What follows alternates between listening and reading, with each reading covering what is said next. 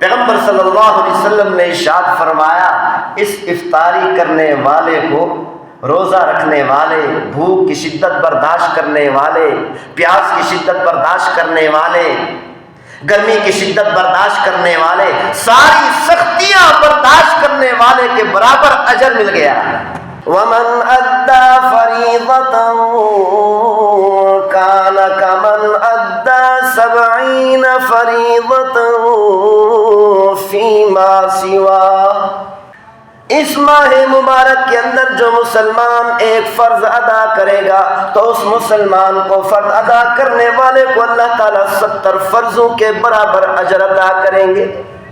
پیغمبر صلی اللہ علیہ وسلم نے ارشاد فرمایا، ہوا شہر الصبر، رمضان مبارک کا مہینہ صبر کرنے کا مہینہ ہے۔ والصبر ثوابہ الجنہ۔ پیغمبر صلی اللہ علیہ وسلم نے ارشاد فرمایا، صبر کرو گے، روزہ رکھو گے، پیاس لگے گی صبر کرو گے،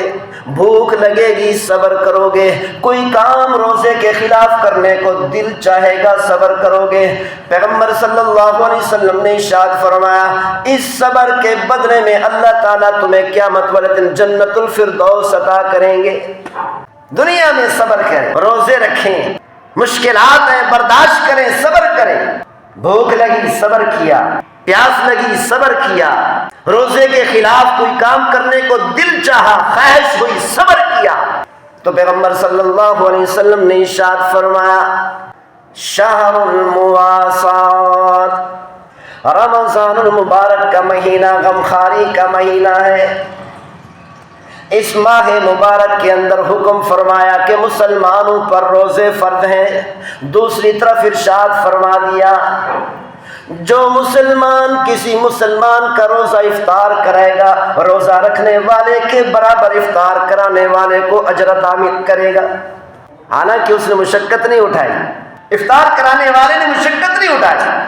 گرمی کا مہینہ ہے، گرمی کا روزہ ہے، روزہ رکھا، بھوک کی شدت کو برداشت کیا، روزہ رکھنے کے بعد سارا دن مزدوری کی، سخت پیاس لگی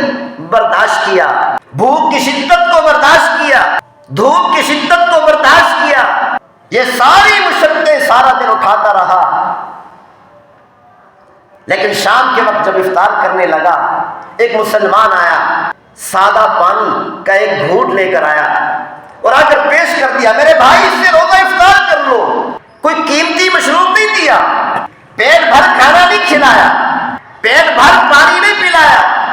دودھ نہیں پلایا، سادے پانی کا ایک گھونٹ دے دیا، میرے بھائی اس گھونٹ سے روزہ افطار کر لو۔ پیغمبر صلی اللہ علیہ وسلم نے ارشاد فرمایا، اس افطاری کرنے والے کو، روزہ رکھنے والے، بھوک کی شدت برداشت کرنے والے، پیاس کی شدت برداشت کرنے والے، گرمی کی شدت برداشت کرنے والے، ساری سختیاں برداشت کرنے والے کے برابر اجر مل گیا۔ کیوں؟